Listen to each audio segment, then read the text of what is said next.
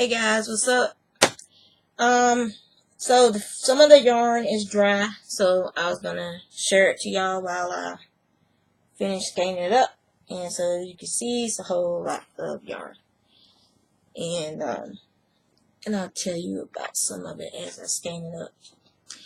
This fiber is the carbonized bamboo and merino that I told you guys about. It is really soft, and but it's textured, so it feels a little lumpy, which can, for some people, can take away some of that soft feeling to them because of the texture. But basically, you're just twisting the skeins, see, like that, twisting it, and then once you get enough twist in it, it'll wrap around itself like that, and you just tuck one end into the other, and it's skein up.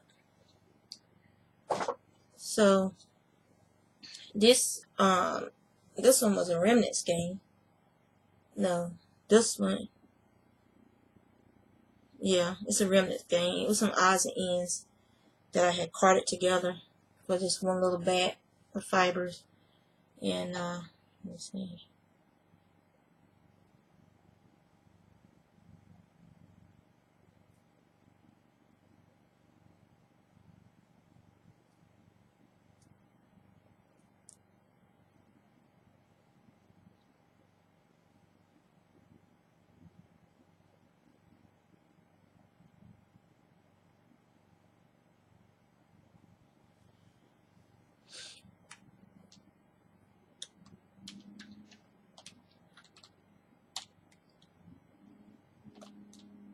So this is 107 yards, this one right here. And it was odds and ends locks when I was practicing spinning from the lock. And then I had some like little bits and pieces of sample roving that people have sent me over the years. And I went ahead and spun all those little bits and pieces up, and ended up with 107 yards. So that's not too bad, huh? Could be used to make a small beanie or something. But yeah. And it's fairly soft. And it can soften up more once you wash it and make whatever it is you're going to make from it. Now, this is some of Panda's fleece. And this is a lace single. This is a lace single. I didn't want to ply it. Because it was just a sample I spun while I was at Maryland Sheep and Wool. And just wanted to free up my spindle. And now this is just something that I'll keep just to have. And I'll put it in a bag and I'll label it, Pandas. I'm going to start doing that more often. Get some of the small Ziploc bags and keep a sample of a fleece, the name, the year, the animal I got it from, and then a sample of their spun fiber in there. I think that'll probably be fun to do. Okay, and this was a sample of Flash's fleece. And I got Flash's fleece very springy. It was very, very tightly curled locks on his feet. I think he's a merino or rambouillet. I have to look at on the website again. But it's very springy. It's like it wants to try and revert back to the original crimp. So his is another sampler that I'm keeping. The rest of his fleece is in these bats here, or already been spun up. And this is just a sample I'm keeping of his. Okay. This is, and there's several skeins of this. This is Chewy's fleece. This is about 2 pounds of fiber of roving that I spun up. His fleece is not a next to skin fleece. His fleece would be good for weaving and rug making, or making a garment that's not going to touch your skin, like for the body of a vest or something, or a jacket, the body of a cardigan, but not the part that's going to be against your neck or your arms. You wouldn't want that because it's too rough. But there's several skeins of his fleece. I had a big bag of it, and I spun it all up. This is the one I had to add baby oil to spin it, because it was just the way the fiber was drafting, and it just felt so dry to the hands. And once you finish the yarn by washing it, and then all those oils get washed right out. Yeah, so there's several skeins of his that I gotta skein up. Now this one I'm really liking. This is some of the dyed Romney locks that I showed you guys, and this is spun from the lock. So this was not spun from a roving or a band. It was spun from the actual locks themselves, and I really like the way this feels. It feels different than some of the this fiber that I carded and spun.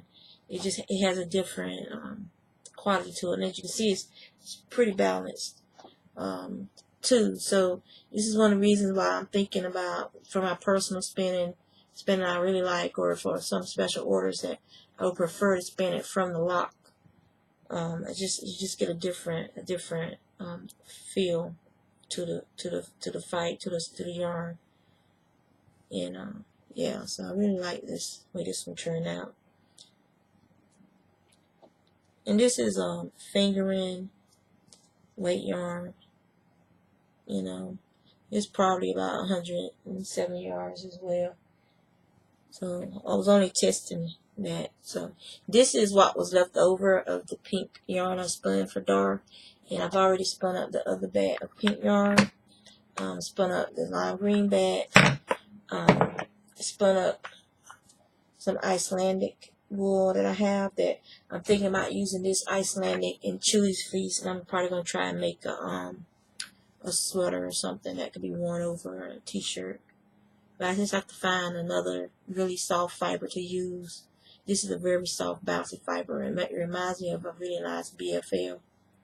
Not BFL, but Target. It's really nice and bouncy. So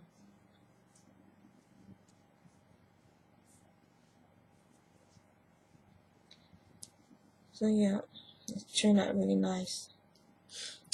Alright, so, and then this was my remnant skein. And this was from some bats. Just odds and ends that I carded together and then spun up and plied.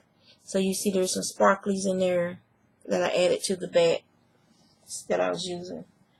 And this is a pretty nice size skein of roving. And this is it's a fingering weight to sport weight in places, but it's fairly even. So it ended up being a nice bat, a nice yarn. It's really, so you guys can see that the sparklies in it and stuff. So it turned out pretty nice. And then I gotta label all this stuff. That's one of my things. I like doing the spinning. I don't like doing the organization and business part of stuff.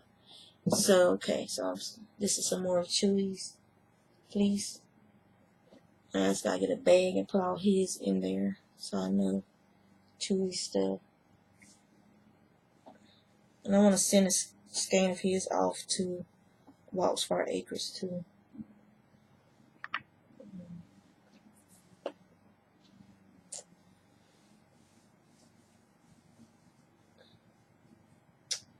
But right now on my bead, I'm spinning up a little bit of silk that I had, and I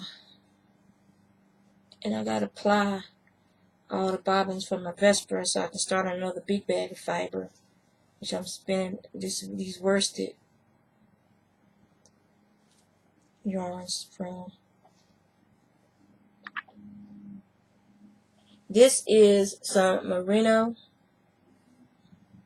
Ashland Bay. This is another bobbin of it that I have to apply. But this is what the yarn looks like.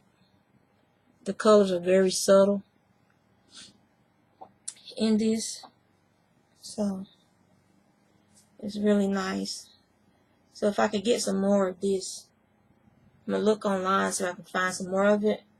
And then I can spin up more, and I can use that as the soft part to Chewy's fleece for a sweater or something, or cardigan. I'm not really a sweater person. I prefer like jackets and hoodies and stuff. So I have to probably find a pattern like that. And then some more Chewy's. Like I said, there were several skeins of his. Because it was a whole bag of processed fiber that I spun up.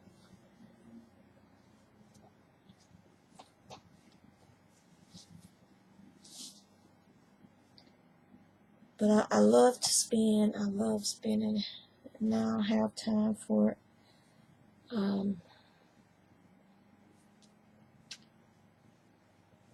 I have some dyed rovens that I should probably spin up.